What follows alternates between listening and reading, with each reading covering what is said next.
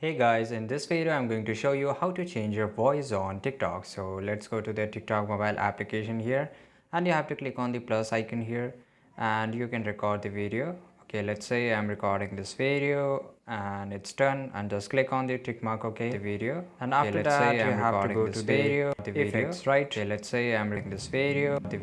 So as you can see that this feature is not available in the effects option, so we will go into the audio editing, which is down below, and here you can see that there is a lot of option, right?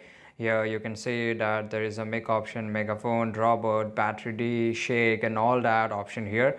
Just you have to click it and you have to enter, and after that if you apply to it you have to just click on the record, and after that recording it will change your voice, right? So it's pretty easy guys, and you can even replace the original sound with recording. Okay, so there is also this option, and after that or whatever you have done, just click on the save, which is on top right side corner, and after that you have to click on the next, and you can post your video on the TikTok, right? So this is it guys, I hope you enjoyed this video. Like this video, subscribe our channel, see you in the next video. Till that time, take care, goodbye.